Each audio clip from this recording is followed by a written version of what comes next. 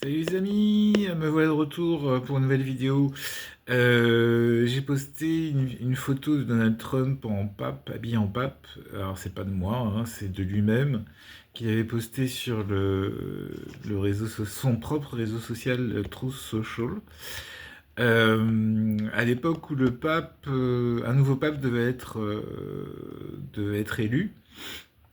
Et lui, en fait, il s'est amusé à expliquer que ça serait forcément un pape américain et qu'il aurait certainement le doigt dessus. Sauf que, par rapport aux derniers événements en Iran, le pape actuel, Léon XIV, a décidé d'aller contre Donald Trump en expliquant que c'était une erreur de continuer à cette guerre en Iran. Et du coup, Donald n'était pas content du tout, du tout, du tout. Donc il y a eu des représailles, mais bon. Pourquoi je vous parle de ça? Parce qu'en fait, la semaine dernière, l'administration Trump avait réuni les pasteurs de plusieurs mouvements évangélistes, chrétiens, etc., pour leur expliquer qu'il y aurait certainement bientôt une grosse divulgation sur les extraterrestres et sur les origines de l'homme, de l'univers, etc., qu'on allait faire connaissance de nos homologues galactiques. Et que donc il fallait qu'ils se préparent autant qu'ils préparent leurs fidèles à l'apparition d'un nouveau paradigme, d'une nouvelle société, de nouveaux voisins que nous allons enfin découvrir, nos familles galactiques, nos familles d'âmes, etc. Donc ça c'est la théorie. Pour la pratique, on attend. Tous les 15 jours, Donald a promis, juré, craché de divulguer un paquet de documents. Donc la première salve, c'était la semaine dernière, le vendredi. Donc normalement, la prochaine, c'est la semaine prochaine. Voilà. Pourquoi je vous parlais de ça? Parce qu'en fait, les choses s'accélèrent, quelque part. Moi, j'ai fait des vidéos là-dessus, j'en ai fait 4 sur le- l'influence des extraterrestres, nos amis aliens, sur le développement de notre humanité. Donc, je vous invite à regarder. J'ai fait 4 vidéos. Comment les aliens se sont mêlés de nos vies, quoi. Il y a pas mal de révélations. Je vous conseille d'aller voir parce que c'est très sympa. De mon point de vue et de ceux qui ont vu en tout cas ces vidéos. Euh, Beaucoup de gens me demandent mon inspiration. Ouais, mon inspiration, c'est dans tout ce que j'ai connu depuis que je suis petit, c'est-à-dire les comics Marvel, la Bible, les séries télé. Vous avez Star Trek, Star Wars. Alors, à mon époque, il n'y avait pas de Star Trek, il y avait juste Star Wars. Star Trek, c'est venu après, dans les années 90, quand la 5 a été créée par Berlusconi, qui ne savait pas quoi mettre à l'antenne.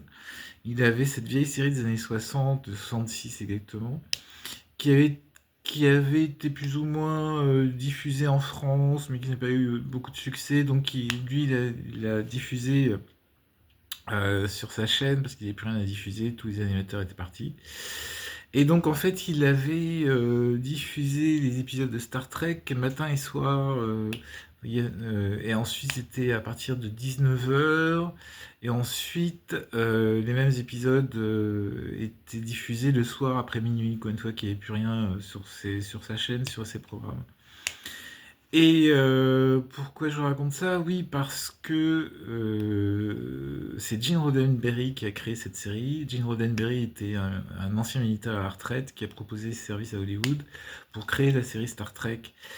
Et évidemment, il s'est inspiré, son inspiration n'est pas venue toute seule. À mon avis, il a rencontré pendant les années 50 ce pourrait appeler la Fédération Galactique. Et en fait, le portrait qu'ils nous ont fait de la Starfleet, les Starfleet Academy, c'est en fait le copier-coller de la Fédération Galactique dont parle tout le monde actuellement, et Nazanan et d'autres, Ray Meshed. il a même, si vous voulez, décortiqué tout le système avec le système hiérarchique du capitaine, du second, de l'officier scientifique, la psychologue, l'officier en charge de liaison des communications, c'est Ouloula. Vous avez Monsieur Scott aussi, aux machines, etc. Donc tout ça, désolé, tout ça pour vous expliquer quoi? Depuis les années 60, on nous explique qu'il existe une organisation interplanétaire qui s'appelle la Fédération Galactique ou la Fédération des Planètes Unies en français, Starfleet en anglais. Évidemment, ça n'a pas marché dans les années 60 et a fait attendre les années 70, et un fan club qui s'est mobilisé pour demander le retour à corps et à cri de Star Trek. Ça ne s'est pas fait jusque Star Wars sorte au cinéma. Et à partir de ce moment-là, alors je sais plus quelle maison a vu qu'il y avait un véritable potentiel, donc ils ont créé, ils ont fait revenir les acteurs principaux des années 60 et ils ont réengagé pour des films au cinéma. Et comme le premier film a eu un bon impact, un véritable succès, ils ont décidé d'en faire plusieurs autres. Et après, la franchise est tombée un peu en désuétude, c'était un peu redondant, pas très intéressant. Et jusqu'à Star Trek Discovery sur Netflix, qui a commencé sur Netflix, ils ont repris, ils ont réinventé, si vous voulez, la franchise.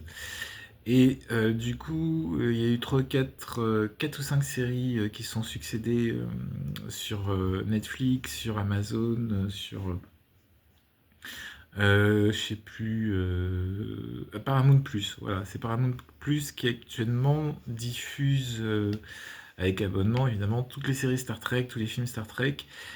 Sinon, vous avez aussi la chaîne Pluto TV qui diffuse aussi des séries Star Trek, mais avec de la publicité. D'ailleurs, je crois que Paramount Plus aussi met de la publicité. Et la dernière série en date qui n'a absolument pas fonctionné, c'était la Starfleet Academy. Ils expliquaient qu'est-ce qui se passait quand on adhérait à l'académie pour devenir un officier et s'envoler dans l'espace avec donc le commandant, etc., etc. Ça n'a pas du tout marché. Par contre, si vous voulez être embauché par la Starfleet Academy, vous pouvez donner votre consentement. Alors ça dépend quel âge vous avez, mais normalement, assez jeune, vous pouvez donner votre consentement et vous serez certainement en train de servir sous les drapeaux de la Fédération Galactique. Voilà, donc ça c'était pour Star Trek, et maintenant pour Star Wars. Alors, vous aviez donc évidemment Dark Vador, des droïdes assez rigolos, un espèce de d'ours qui parle, enfin qui parle pas, qui pousse des grognements et qui est pote avec le chasseur de primes Han Solo. Vous avez une princesse, vous avez un méchant, Dark Vador. Et parmi son équipage à Dark Vador, c'est surtout sa flotte. Vous avez donc sa flotte équipée avec des armures blanches. Et c'est surtout ces officiers qui sont habillés comme les nazis du Troisième Reich. Alors je sais pas pourquoi George Lucas a eu cette idée. Le film est sorti en 77, a été écrit et réécrit entre 75 et 76. Et, euh, et donc, chez les méchants, donc vous avez le Dark Vador et sa flotte, ils sont tous habillés en nazi.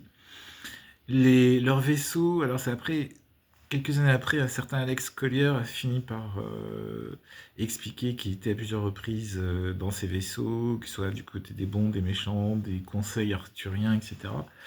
Et il explique que les vaisseaux de Dark Vador, hein, je sais pas, c'est la République, non, c'est pas la République, ouais, je me rappelle plus du nom. Bon, bref, les vaisseaux en forme de pointe qu'on voit dans les différents films ressemblent étrangement à ceux de la Dark Fleet qui sont dans l'espace, Quatrième Reich, etc., dont j'ai déjà parlé.